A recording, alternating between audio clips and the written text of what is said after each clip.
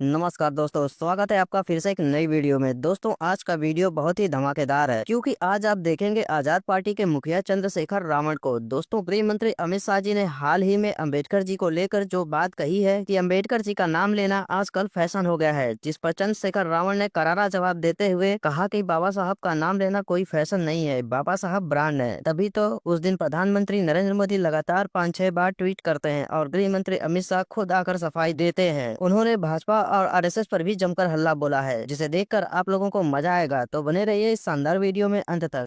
Picture चालू करो बे। लेकिन आपको यह भी तो तय करना पड़ेगा ना, जब आप चंद्रशेखर भाई ये कहते हैं, जब आप ये कहते हैं कि नहीं मैं तो बाबा साहब को ही मानता हूं, उन्हीं का अनुयायी हूं, उन्हीं का फॉलोअर हूं, कांशीराम मेरे आइडल हैं, आदर्श हैं और मैं उन्हीं के रास्ते पर चलता हूं, बाबा साहब के रास्ते पर चलता हूं, तो फिर ये बीजेपी और कांग्रेस में जो ये जंग छिड़ी है कि बाबा साहब किसके, इन्होंने अपमान किया, 1990 तक कांग्रेस ने उनको भारत रत्न नहीं दिया, या बीजेपी ने अपमान किया, हिंदू राष्ट्र बीजेपी चाहती है, अंबेडकर जी हिंदुत्व के खिलाफ थे।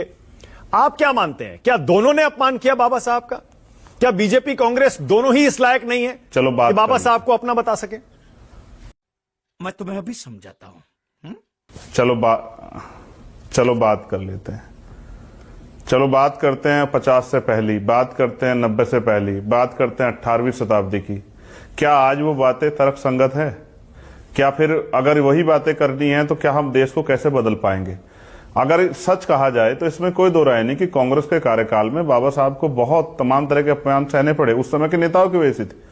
और क्योंकि जातिवाद चरम सीमा पर था तो बाबा साहब की सबसे बड़ा अपराध यह था कि बाबा साहब यहाँ जाति व्यवस्था में शेड्यूल कास्ट में पैदा हुए, लेकिन वो शेड्यूल कास्ट के नेता नहीं थे। उन्होंने सबके लिए काम किया देश की।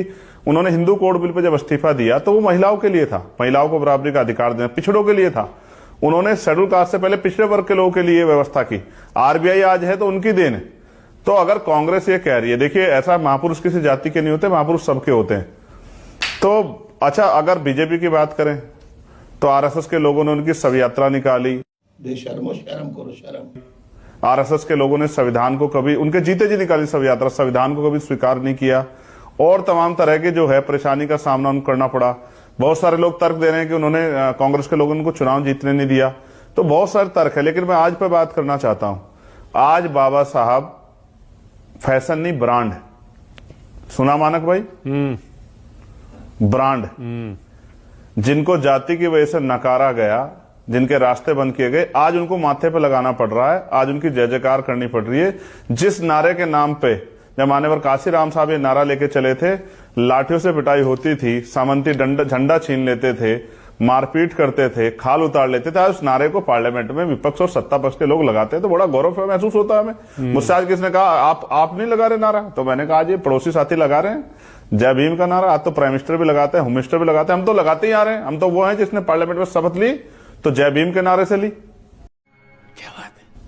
इसलिए मैं आपसे कह रहा हूं कि बाबा साहब सबके, मैं नहीं बांट रहा बाबा साहब को, लेकिन ये भी एक कड़वा सच है कि बाबा साहब के विचारों को सिर्फ बाबा साहब चित्र में नहीं है, बाबा साहब का किरदार है, बाबा साहब के सपने हैं, बाबा साहब का विचार है, बाबा साहब का संघर्ष है। उन्होंने अपने 4-4 बच्चों का बलिदान दिया इस देश में और इस देश के वंचित वर्गों को मुख्य धारा में जोड़ने के लिए। तो बाबा साहब के विचारों पे कौन सा दल चल रहा है? अगर आज कोई उनके विचारों पे काम कर रहा है, वंचित वर्ग के लोग मुख्य धारा में लाने का काम कर रहा है, उनसे सीख ले रहा, तो आजाद समाज पार्टी है। बहुत बढ़िया। वरना आजाद समाज पार्टी के अलावा कौन सा उनके विचारों का वो कर रहा है? मैं आपको स्पष्ट रूप से कहूं मानक भाई, जब आप वन नेशन वन इलेक्शन का बिल लेके आते, ये भी तो संविधान का अपमान है, ये भी तो बाबा साहब का अपमान है। जब आप निजीकरण करके वंचितों के रास्ते बंद करते हो, आरक्षण खत्म करते हो, ये भी तो बाबा साहब का अपमान है। जब आप जो है एंटी कॉन्स्टिट्यूशनल कोई भी काम करते हो, जब आपने आर्थिक रूप से आरक्षण दिया, संविधान में जो आरक्षण का आधार था उसकी हत्या करके संविधान का वॉल्यूशन कर, वो भी तो बाबा साहब का अपमान था। तो बाबा साहब का अपमान जो है ना, सिलेक्टिव नहीं होना चाहिए कि किसने मुंह से बोल दिया या किसने तस्वीर गिरा दी। सच ही है कि बाबा साहब के विचारों का सम्मान ही बाबा साहब का सम्मान है और बाबा साहब के विचारों का अपमान ही, संविधान का अपमान ही बाबा साहब का अपमान है। ये बड़ी अच्छी बात कही आप। और वो तो हम होने नहीं दे सकते। उसके लिए ना हमें भाजपा की जरूरत ना कांग्रेस की जरूरत है। मैं आपको स्पष्ट रूप से कहूं, आप जानते हैं, आपने मेरे संघर्ष को देखा है, अगर किसी गांव में कोई बाबा साहब की मूर्ति को छू देता है तो पूरा वंचित वर्ग एकजुट हो जाता है।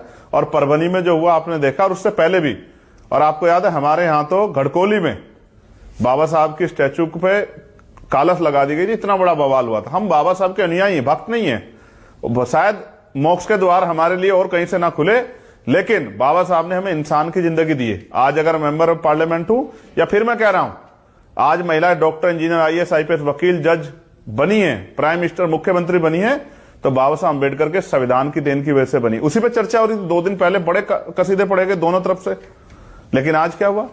तो मैं ये कहूंगा कि देखो, किसी भी तरह की हिंसा का मैं समर्थन नहीं करता, क्योंकि मैं वकील भी हूं। मैं स्पष्ट रूप से कहना चाहता हूं कि बाबा साहब के विचारों पे चलिए, वही बाबा साहब का सम्मान है। देश देख रहा है, संविधान पार्लियामेंट में सदन नहीं चल रहा है, देश देख रहा है। और ये ताकत देखिए बाबा साहब की, मानक भाई, कि प्राइम मिनिस्टर को 6 ट्वीट करने पड़े और होम मिनिस्टर ने आके अपनी बात रखी कि भाई मेरा ये मकसद नहीं था। जान दे देंगे इसके लिए। क्या बात कर रहे हो आप? खाओ मां कसम। ये भगवान क्या जुल्म है। मेरा ये मतलब नहीं था, मेरी बात को तोड़ मोड़ के पेश किया, ये रखना पड़ा। ये है बाबा साहब। और आज के समय में किसी की जरूरी, किसी के लिए मजबूरी, लेकिन बाबा साहब के बिना राजनीति नहीं हो सकती। बहुत बढ़िया, बहुत बढ़िया। आज तो इसी जो लोग नोट उनसे पे नफरत करते हैं वो भी बाबा साहब बहुत की जय बढ़िया, करते हैं। इसी नोट पे आप बात तो सही है।